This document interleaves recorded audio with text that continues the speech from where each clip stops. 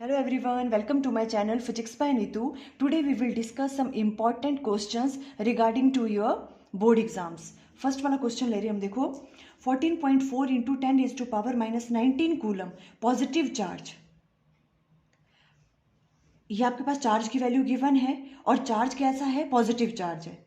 ठीक है, the conductor has, अब कंडक्टर में ये पूछ रहे हैं, 4 ऑप्शन आपको गिवन है, आपको नंबर ऑफ इलेक्ट्रॉन्स की वैल्यू फाइंड आउट करनी है। ये कह रहे हैं 9 इलेक्ट्रॉन इन एक्सेस है उसमें, ये 27 इलेक्ट्रॉन इन शॉर्ट है, या तो 27 इलेक्ट्रॉन इन एक्सेस हैं या फिर 9 इलेक्ट्रॉन इन शॉर्ट है।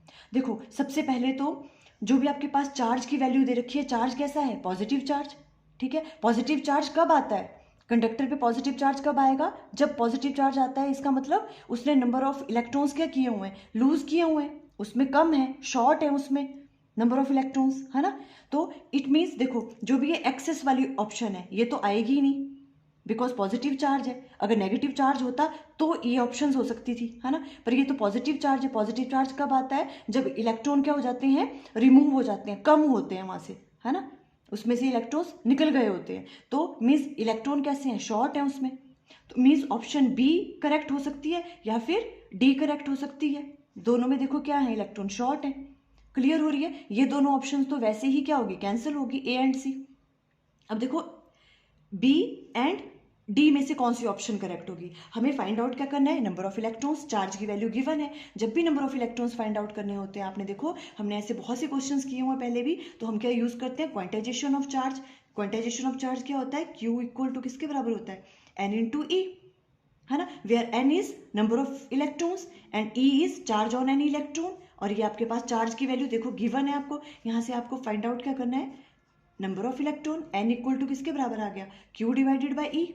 ठीक है, अब देखो एन इक्वल टू क्यू की वैल्यू आपको गिवन है 14.4 इंटू 10⁻⁻19 डिवाइडेड बाय ई क्या होता है, चार्ज ऑन एन इलेक्ट्रॉन, वो क्या होता है 1.6 इंटू 10⁻⁻19, है ना। इससे ये वाली चीज कैंसिल, ये सॉल्व करके आपके पास आ जाएगा 9। ठीक है, तो देखो बी और डी में से कौन सी ऑप्शन करेक्ट हो रही है, 9 electron in short, it means option D is correct. Clear, okay, next question लेते हैं। देखो charge particle at rest is subjected to an external magnetic field B. एक चार्ज पार्टिकल है, रेस्ट पे है, वो मूव नहीं कर रहा है, ठीक है, उसको हमने एक्सटर्नल मैग्नेटिक फील्ड में प्लेस किया। If no other force acts on the particle then it will, उस पर और कोई फोर्स नहीं लग रही है, सिंपल उसको मैग्नेटिक फील्ड में हमने प्लेस किया और वो रेस्ट पे है चार्ज, तो उस पर कितनी फोर्स लगेगी, वो चार्ज रेस्ट पे है, तो वो चार्ज किस पे रहेगा, रिमेन एट रेस्ट, वो रेस्ट पे ही रहेगा। क्यों, बिकॉज हमें पता है जब भी चार्ज, जो भी चार्ज है वो अगर किस पे हो, रेस्ट पे होता है, तो उस पर मैग्नेटिक फील्ड एक्ट नहीं करती। अगर वो मूव नहीं कर रहा है तो उस पर मैग्नेटिक फील्ड एक्ट नहीं करती, बिकॉज देखो आपको पता है जो आपके पास मैग्नेटिक फोर्स है उसको निकालने का फॉर्मूला क्या होता है, F equal to q v cross B, ये वाला फॉर्मूला होता है ना। तो यहां से हम राइट डाउन कर सकते हैं F equal to q v B sine theta.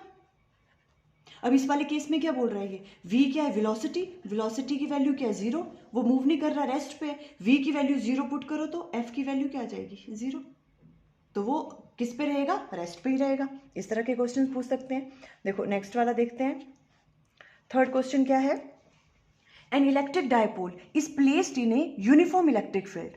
एक इलेक्ट्रिक डायपोल है जिसको यूनिफॉर्म इलेक्ट्रिक फील्ड में प्लेस किया हुआ है।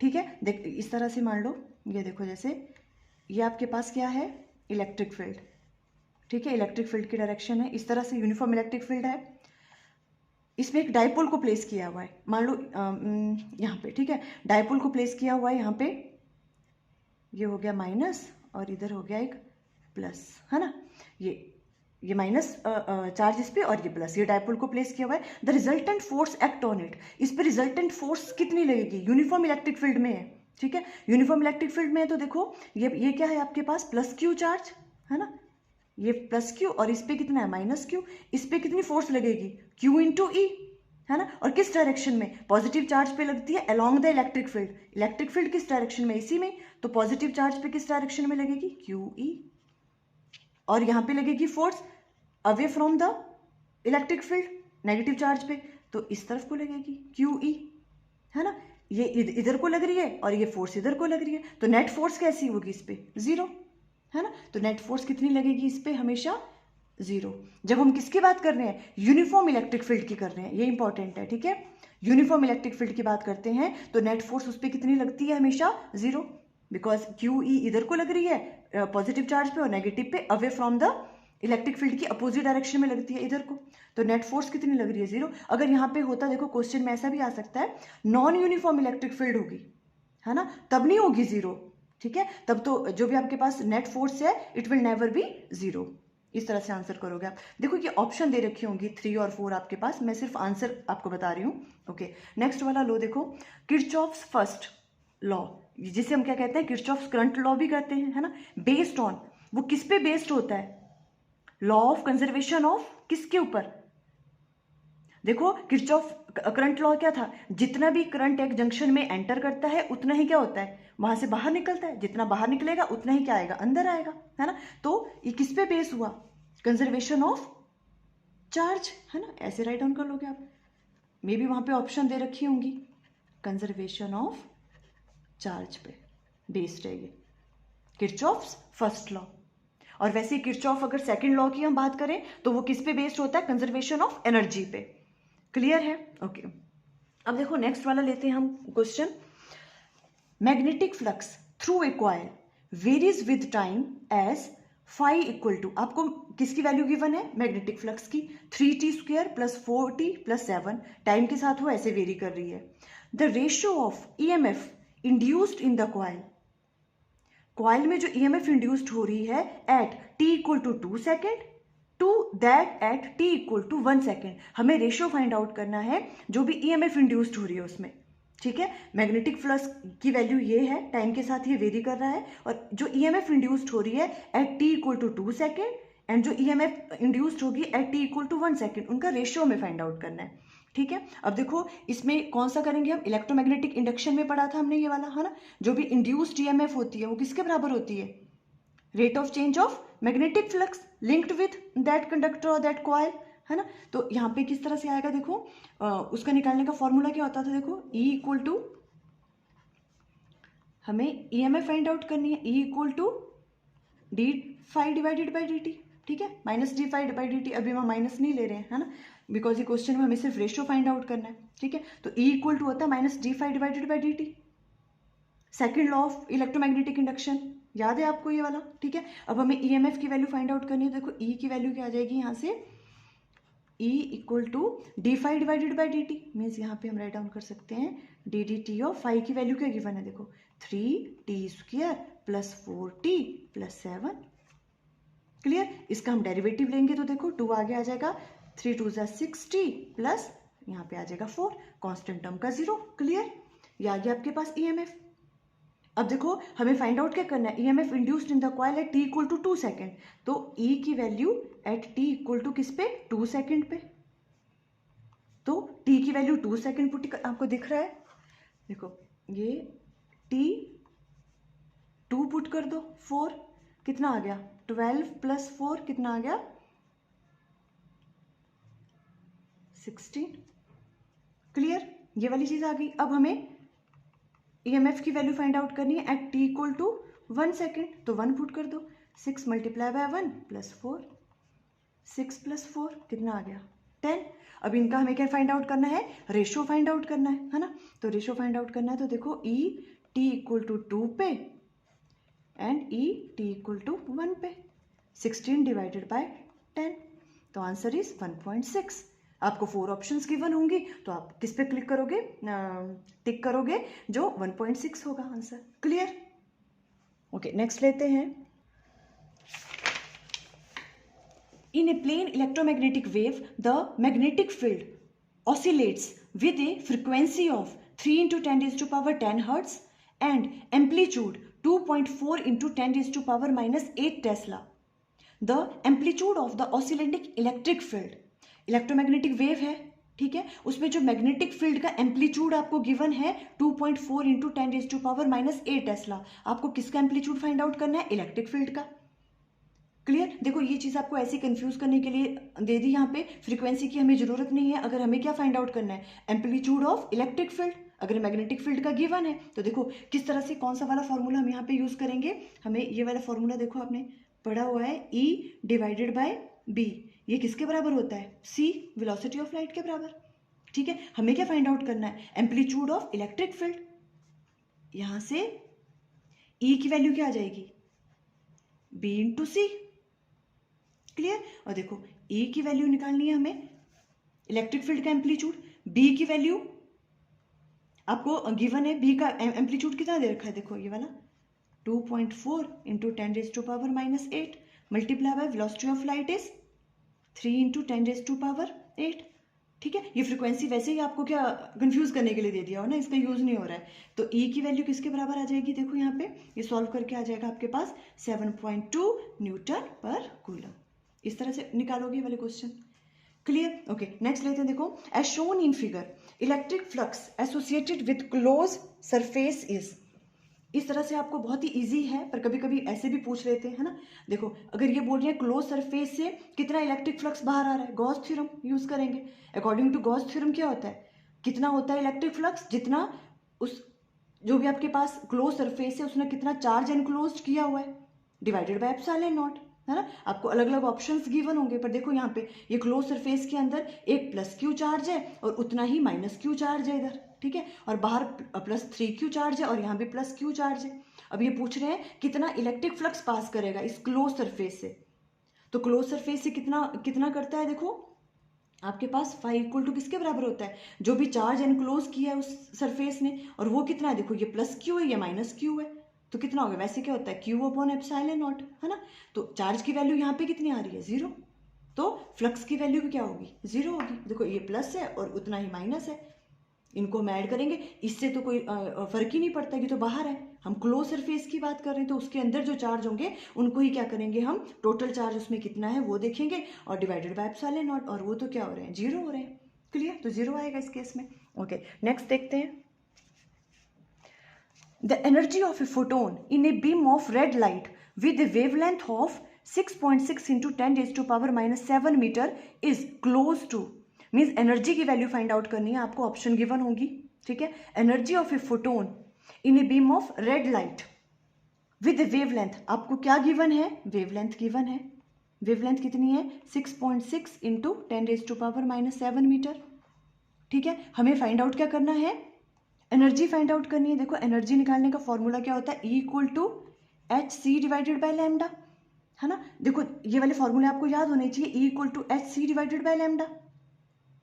क्लियर। अब यहां से आप निकाल दो, हमें लैम्डा पता है, वेवलेंथ गिवन है 6.6 इंटू 10⁻⁻7 मीटर, तो हमें एनर्जी की वैल्यू फाइंड आउट कर सकते हैं, where H is Planck's constant, और इसकी वैल्यू किसके बराबर होती है, 6.6 इंटू 10⁻6.6 इंटू 10⁻34, और C क्या है, velocity of light 3 into 10⁸ divided by wavelength आपको गिवन है 6.6 इंटू 10⁻⁻7, इससे ये चीज कैंसिल आउट।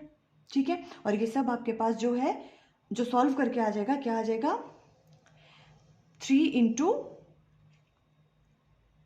कितना आ गया, देखो ये सारा सॉल्व करके 3 इंटू 10⁻⁻19 जूल, ये आ जाएगा। ठीक है, ये चीज़ कैंसिल आउट हो रही है और ये ऊपर चला गया तो +7 हो जाएगा और ये आ जाएगा 3 इंटू 10⁻⁻19 जूल्स। इस तरह से कर लोगे आप। क्लियर हो रहा है आपको ये। ओके, नेक्स्ट ले लेते हैं। देखो एक रे ऑप्टिक्स से, an object is placed at A distance of 10 centimetre in front of a concave mirror. एक कॉन्केव मिरर बना लो पहले रफली सा। ठीक है, concave mirror of radius of curvature 15 centimetre. इसका रेडियस ऑफ कर्वेचर आपको गिवन है 15 सेंटीमीटर, मीन्स ये आपका सेंटर है, यहां से लेके यहां तक का डिस्टेंस देखो ये विजिबल है आपको, है ना। ये कितना है, 15 सेंटीमीटर। ये कॉन्केव, ये आपने क्या बना दिया, देखो यहाँ पे एक कॉन्केव मिरर है ये वाला, है ना। और ये क्या है, इसके पास 15 सेंटीमीटर यहाँ क्या है, इसका रेडियस आपको गिवन है। The nature and position of image formed is, और जो आपके पास ऑब्जेक्ट है, देखो an object is placed at A distance of 10 centimetre in front of a concave mirror. Object कहाँ प्लेस है, यहाँ से 10 सेंटीमीटर पर, यह है ऑब्जेक्ट। ऑब्जेक्ट यहाँ पे कहीं प्लेस है, ठीक है, यहाँ पे। Concave mirror of radius of curvature कितना उसका 15 सेंटीमीटर, ये 15 सेंटीमीटर है, ठीक है। और यहीं से अब आपकी क्या निकल जाएगा, देखो आपकी फोकल लेंथ निकल जाएगी एफ। फोकस कहाँ पे होता है, पोल और सेंटर ऑफ कर्वेचर का हाफ, इसका हाफ हो जाएगा फोकस। अगर ये 15 सेंटीमीटर है, ठीक है, रेडियस, तो फोकस कितना हो जाएगा, इसका हाफ मीन 7.5। तो ये वाला डिस्टेंस कितना आ गया, 7.5। क्लियर हो रहा है ना, ये वाली चीज आ गई। और जो ऑब्जेक्ट प्लेस है वो कहाँ से है, पोल से कितना, देखो ऑब्जेक्ट 10 सेंटीमीटर मीन्स यहाँ पे प्लेस होगा कहीं। क्लियर। अब ये कह रहे हैं कि the nature and position of image form, आपको नेचर और पोजिशन फाइंड आउट करनी है इमेज की, कहाँ बनेगी। तो देखो सबसे पहले तो हमने क्या करना है, आपके पास देखो हम इसमें कौन सा फॉर्मूला यूज करेंगे, मिरर फॉर्मूला यूज करेंगे, है ना। मिरर फॉर्मूला क्या है, 1/v plus 1/u equal to 1/f, ये मिरर फॉर्मूला आपके पास है ना। इसके लिए हमें u की वैल्यू पता होनी चाहिए, ऑब्जेक्ट का डिस्टेंस पोल से, और जो फोकल लेंथ है आपकी, ठीक है। अब कॉनकेव मिरर में आपको पता है कॉनकेव मिरर की फोकल लेंथ कैसी होती है, नेगेटिव। यहाँ बन रहा है देखो, ये है ना, यहाँ पे फोकस यहाँ पे इस तरफ, और जो आपके पास ऑब्जेक्ट प्लेस है वो यहाँ पे है। हम कैसे लेते हैं साइन कन्वेंशन, इस डायरेक्शन में जो इंसिडेंट रेज जहां से आती, जिस डायरेक्शन में होती है उसको पॉजिटिव लेते हैं, है ना। और इस डायरेक्शन में इसके अपोजिट अगर लेना है तो नेगेटिव होगा। तो देखो अब इस वाले केस में फोकस यहाँ बन रहा है, पोल से हम डिस्टेंस लेते हैं इधर को, तो नेगेटिव आएगी वैल्यू एफ की, है ना। तो एफ की वैल्यू क्या है, देखो ये 15 सेंटीमीटर है, तो फोकस क्या हो गया इसका हाफ, -7.5 सेंटीमीटर। ये क्लियर हो रहा है आपको, माइनस क्यों लिया, बिकॉज इंसिडेंट रे की डायरेक्शन इस तरफ को है, ये पॉजिटिव डायरेक्शन है, और इस तरफ से इधर को ले रहे हैं हम डिस्टेंस। देखो हमेशा हम पोल से लेते हैं डिस्टेंस, तो यहाँ से लेके यहाँ तक का डिस्टेंस इस डायरेक्शन में ले रहे हैं, तो नेगेटिव होगी कॉनकेव मिरर की, ठीक है। तो -7.5 सेंटीमीटर। और जो u है, u भी कहाँ है, देखो यहाँ पे प्लेस है, तो ये भी, इसकी वैल्यू भी क्या होगी, और 10 सेंटीमीटर है, ये भी क्या होगा -10 सेंटीमीटर, बिकॉज अपोजिट में ले रहे हैं, इंसिडेंट रे इस डायरेक्शन में है ना। तो -10 सेंटीमीटर है। बस अब लगा दो formula simply, 1/v plus 1/u equal to 1/f। 1/v की वैल्यू हमें फाइंड आउट करनी है, यहाँ पे इमेज कहाँ पे फॉर्म हो रही है ना, 1/f माइनस 1/u। ये मैंने पहले सॉल्व कर लिया ताकि टाइम ना वेस्ट हो ज़्यादा। 1/v इक्वल टू क्या हो गया, देखो 1/f की वैल्यू -7.5 है, यहाँ पे राइट डाउन कर ली, माइनस 1/u, u की वैल्यू क्या -10, ठीक है। अब नेक्स्ट वाले स्टेप में क्या, डेसिमल हटा के ऊपर यहाँ पे 0 लगा देंगे और ये प्लस में आ जाएगा। देखो 1/v इक्वल टू 10 ऊपर आ गया, 75 प्लस 1/10 माइनस माइनस प्लस हो गया, यहाँ पे 5 2 ज़ा 10 और यहाँ पे 15 5 ज़ा 75 हो गया। इसे मैं ऐसे राइट डाउन कर सकते हैं, सिंपल मैथमेटिक्स, ठीक है। 1/v की वैल्यू आपके पास आ जाएगी -1/30, और हमें तो v की वैल्यू चाहिए होती है, तो v की आ जाएगी -30 सेंटीमीटर। क्लियर। अब देखो जो आपके पास पोजीशन ऑफ इमेज है वो क्या आ रही है, माइनस में आ रही है। इट मीन्स कि जो आपके पास इमेज बन रही है वो भी कहाँ बन रही है, इसी तरफ को बन रही है। ये वाला डिस्टेंस है 30, -30 आ रहा है ना, तो इट मीन्स इमेज भी कहाँ बन रही है, इसी तरफ को बन रही है, बिहाइंड द मिरर नहीं बन रही है, इन फ्रंट ऑफ मिरर ही बन रही है, तभी तो माइनस में है। तभी हम ये वाला डिस्टेंस कौन सा ले रहे हैं, -30 इस तरफ को होगी ये, है ना, माइनस है। तो इससे एक चीज तो पता लग गई कि जो इमेज है वो कहाँ बन रही है, इन फ्रंट ऑफ मिरर ही बनेगी। इस वाली चीज से आप ये पता लगा सकते हो, है ना, क्योंकि v की वैल्यू क्या आ रही है, माइनस में आ रही है, तो माइनस में आ रही है, इसका मतलब इसी डायरेक्शन में होगी जिस तरफ को ऑब्जेक्ट प्लेस है ना। तो it means image is in front of mirror, यहां से हमने ये पता कर लिया, ठीक है। अब देखो हमने मैग्निफिकेशन की वैल्यू फाइंड आउट करनी है, हमें देखना है कि इमेज इन्वर्टेड है कैसी, तो उसका पता कैसे चलता है, मैग्निफिकेशन। m की वैल्यू क्या होती है, -v divided by u, values put कर दो, m माइनस v की वैल्यू क्या है, -30 डिवाइडेड बाई u की वैल्यू क्या थी, -10, तो ये आ गया माइनस माइनस प्लस, नीचे -10, तो इसकी वैल्यू आ गई -3। अब देखो मैग्निफिकेशन की वैल्यू कितनी आ रही है, नेगेटिव।